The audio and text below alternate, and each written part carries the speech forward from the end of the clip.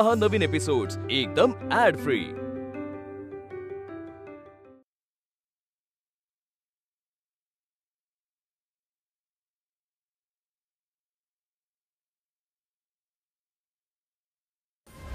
नाना,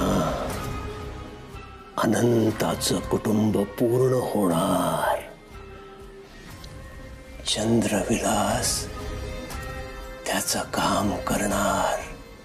हे दोघं एकत्र येता कामा नये।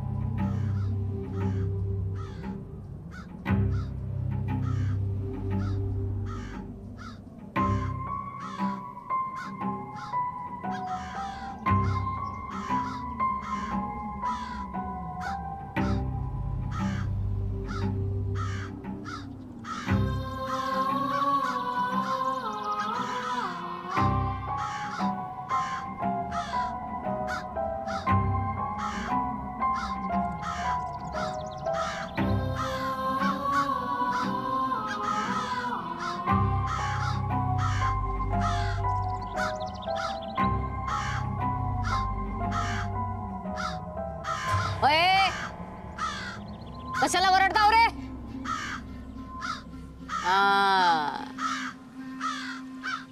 तुम्हाला बरोबर सगळं समजतं। कुकर्मी आवाज हाय आज। आकृताची चावल लागली असणार तुम्हाला। ए तुमचं भेसूर आरडणं सांगताय कुणाला तरी नजर लागणार आहे आज। जा ए बाबांनो, घरट्यात जावं। आज सगळ्यांनी घरात जायला पाहिजे। आज अंधारात जे पाखरू घरट्यात नसन ना, ते कायमचं अडकन अंधारात। औसेला बाहेर निघू नये कुणी। अंधाराची कहाणी अंधारात।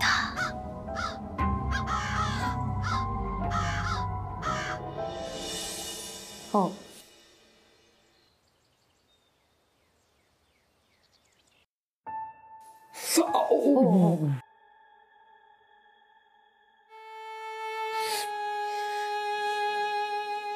खूप दुखतंय ना बाबा? आय नो खूप दुखतंय। आणि जेवढं लागल्यामुळे दुखत नाहीये तेवढं माझ्या वागण्यामुळे दुखतंय हेही माहितीये मला। मी हर्ट केलं ना तुला? आय एम सॉरी बाबा। पण मी जे बघितलं त्यामुळे माझी मिसअंडरस्टँडिंग झाली। मला खरंच असं वाटलं तू नाना आजोबांना।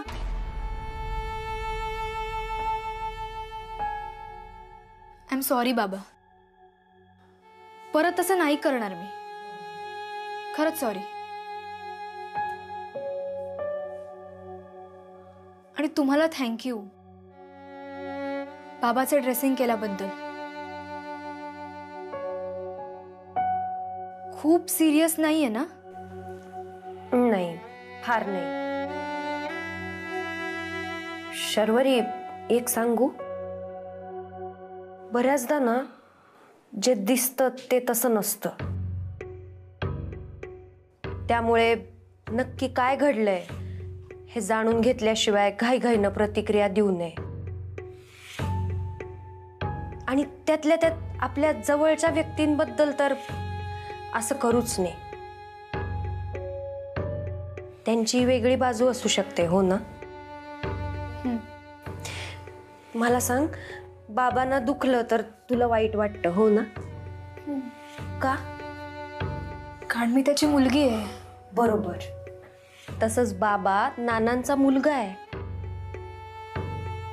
मग त्यांच्या वडिलांसाठी काहीतरी वाईट होईल असं वागतील का तुझे बाबा?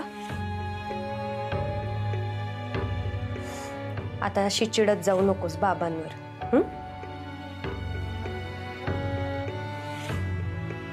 बाबा तूही राग सोड ना आता।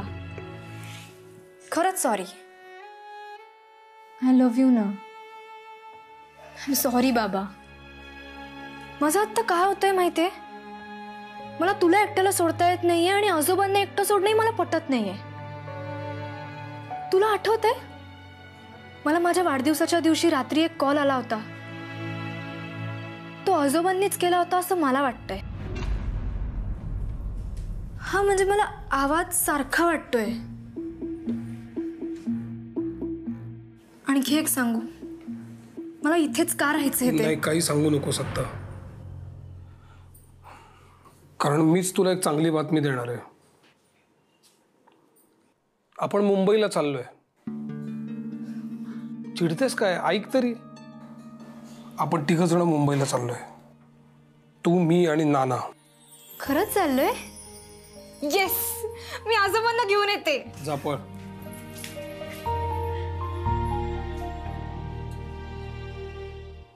कोण कुठं निघाले? मला कुठं निघाले तुम्ही?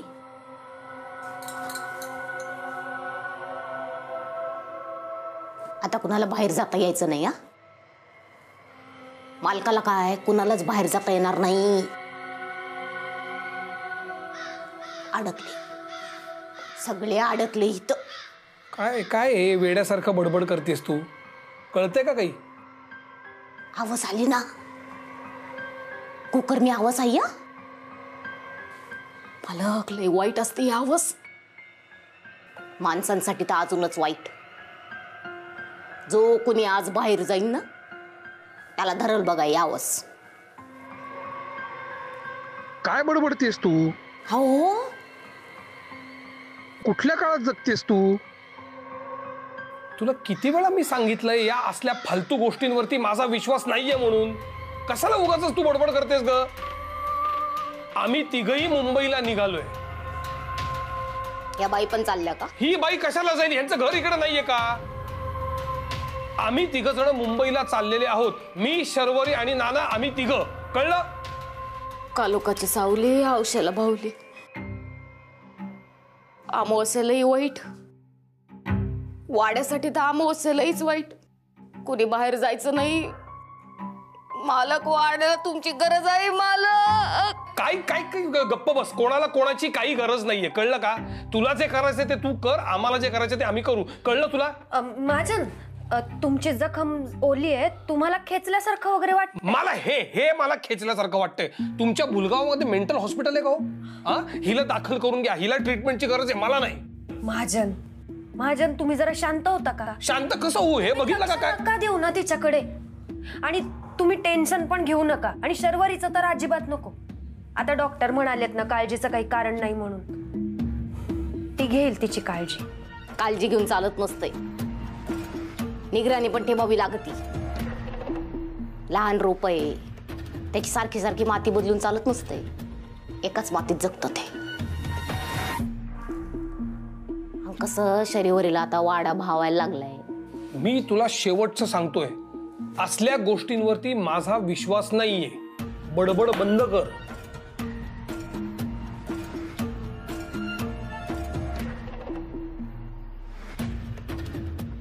कशाला अशी बडबड करतेस ग? जाणाऱ्याला असं थांबवू नये. जाणाऱ्याचा पाय निघत नाही मग.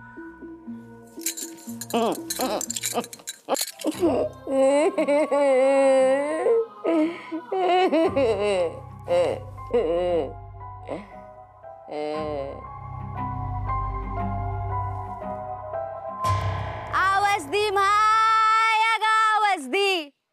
ए माय, अगं आवाज दी माय, अगं आवाज दी. मोठी अमावस्या हाय माय. ए माय, अगं हौसेचं दान कर, दान कर माय. हौसेला सुरुवात झाली. अगं मोठी आवाज आहे माय ही. वेद लागले हौसेचे. अगं कुकर्मी आवाज म्हणजे लय वाईट. अगं साधी सुधी आवाज नाही माय. अगं 35 वर्षांनी येते ही. अगं कुकर्मी आवाज म्हणतात याला, कुकर्मी आवाज. आणि या औषध कुणी अडकला तर वर्षभर त्याचा वाईट काळ सुरू राहणार माय. अगं माय, तू बी थांबू नगस इथं, घरात जा माय. अरे देवा, ही काय आता नवीन अकरीत हौसेची रात आणि ही विभा अजून नाही आली. जाऊनच घेऊन यायला पाहिजे तिला. पोरीला काय त्रास नको व्हायला. त्यात ती चंद्रविलास मध्ये हाय. त्या दळभद्री वाड्यात तर पहिलं घेऊन यायला पाहिजे तिला. मैदान दी आणि घरात जा.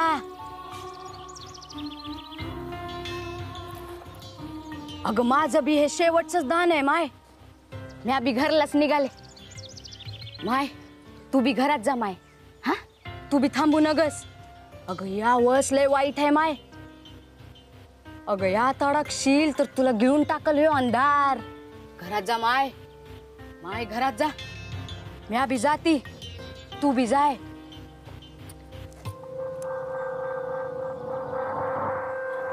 परत वाढत जायचं. 35 वर्षांनी वाढत जायचं. आणि या टायमाला सुट्टा नाही आलं म्हणजे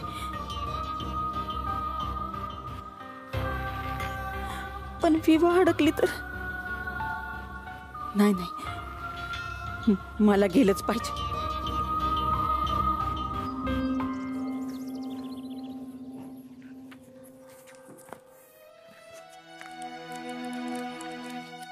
हे काय, तुम्ही काय लिहिलं नाही आजोबा? मला वाटलं मी येईपर्यंत सगळं लिहून झालं असेल तुमचं. पण ते जाऊ दे, मी एक भारी न्यूज सांगायला आली आहे तुम्हाला. आता ना आपल्याकडे बोलायला खूप वेळ असणार आहे. आपण आता कधीच वेगळे होणार नाही. कारण माहितीये का, कारण बाबा आपल्याला मुंबईला घेऊन चाललाय. तुम्हाला आमच्या बरोबर मुंबईला नेतोय बाबा. कसलं भारी ना. चला ना, आवरायला घ्या. चला आजोबा, उठा ना, प्रयत्न करा.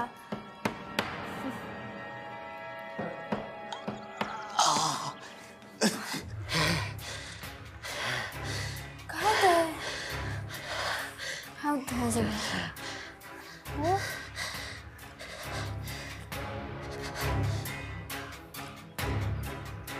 आजोबा असं काही मनात आणू नका.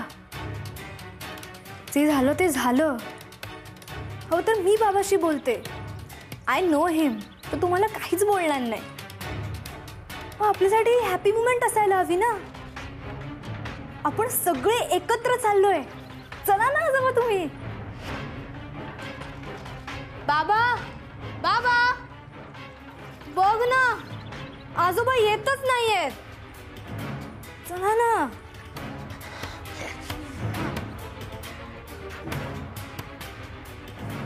काय झालं? बघ ना, आजोबा येतच नाहीये. आय गेस नाही यायचंय त्यांना. तू एवढं बोललास त्यांना मगाशी. अपसेट असतील ते. तो पुढे, मी बोलतो.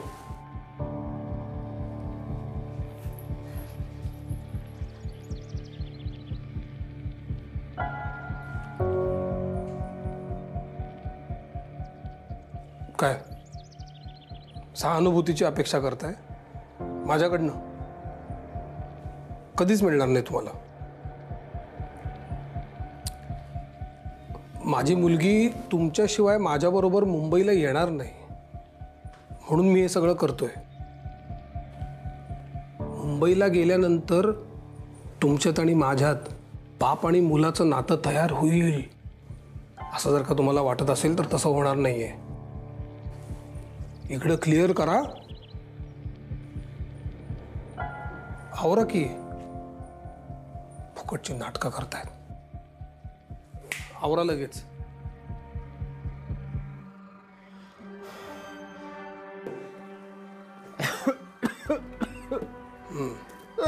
आता कसे उठलात बरोबर? फुकटची नाटकं करायची.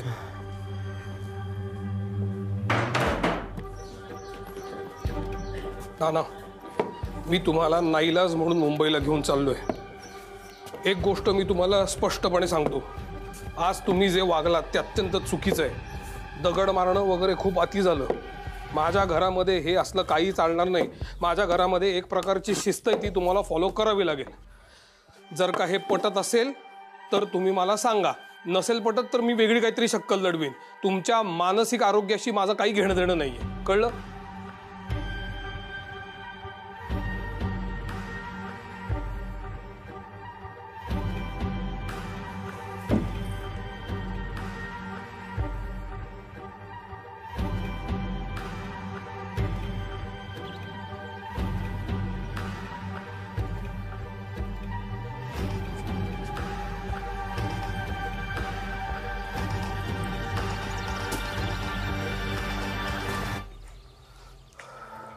हा, हे घ्या. अहो हे काय शहाळी? अहो ह्याची काहीच गरज नव्हती, कशाला आणलं ते? तुमच्यासाठी नाहीये, शर्वरीसाठी आहे. शर्वरीची तब्येत आणि काल घडलेला प्रकार बघता म्हटलं बाहेरचं काही खायचं प्यायचं टाळलं तरच बरं, म्हणून शहाळी एकदम safe. Thank you so much, thank you.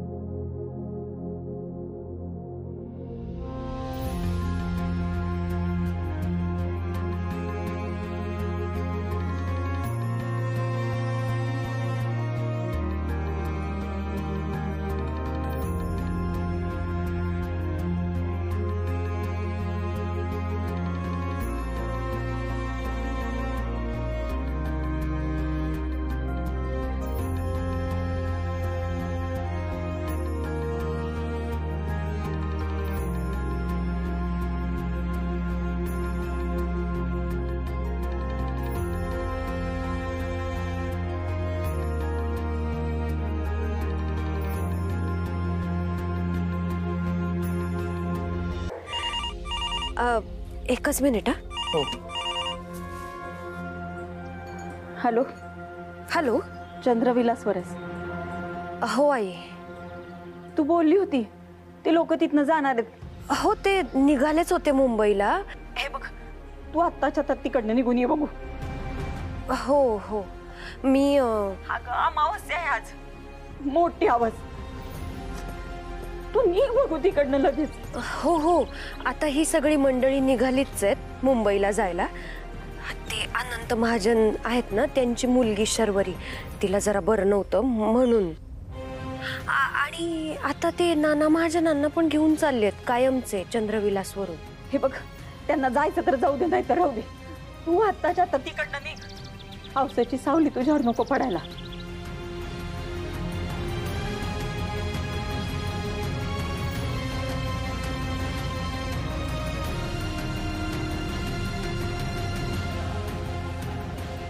कोणत्याच अरिष्टाची सावली तुझ्यावर नको पडायला. चला निघते मी. जमलं तर पोचल्यावर कळवा. हो नक्की. खरं तर मी बोलायला नको, पण बोलावंसं वाटतंय. हो, असं काय करताय तुम्ही? प्लीज जे मनात असेल ते बोला.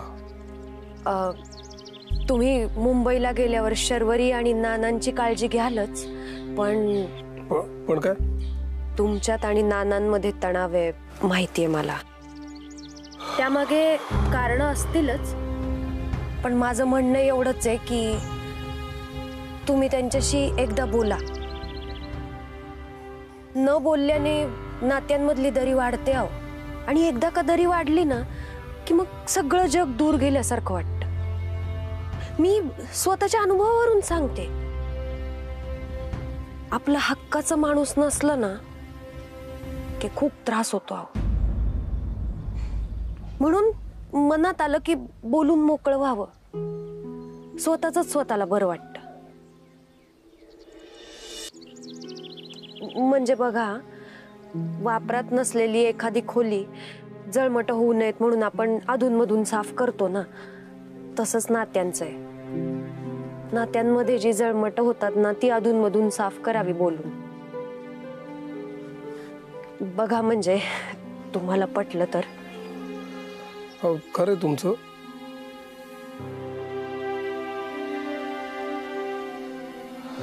मला तुम्हाला एक विचारायचं होतं. तुम्ही अचानक घाईघाईने का निघालाय? म्हणजे सगळं ठीक आहे ना? हा, माझ्या आईंचा फोन आला होता. आई म्हणजे माझी सासूबाई. राईट. त्या म्हणल्या की आज अमावस्या आहे तर घरी लवकर ये. मला अमावस्येचं काही नाही, पण त्यांच्यासाठी निघते मी. चला येते. विभावरी,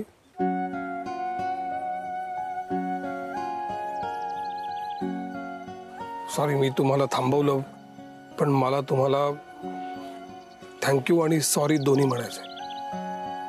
थँक्यू यासाठी की माझ्या बोलण्याकडे लक्ष न देता तुम्ही अगदी मनापासून माझ्या मुलीची शर्वरीची काळजी घेतलीत. आणि सॉरी यासाठी मी तुम्हाला वाटेल तसं बोललोय. मी तुमच्या अंगावर ओरडाआरडा केलाय. प्लीज मला माफ करा. आणि हे सगळं यासाठी कारण तुम्हाला कळलं असेल, शर्वरी शी इज एव्हरीथिंग टू मी. ती माझा श्वास आहे. मी तिच्याशिवाय. माहितीये मला. आणि मी खरंच जगा वेगळं काहीच केलेलं नाही. मी माझं काम केलं फक्त. नाही, हा तुमचा मोठेपणा आहे. ठीक आहे, निघते मी आता. हो. Bye bye. हे 4 दिवस माझ्या कायम लक्षात राहतील.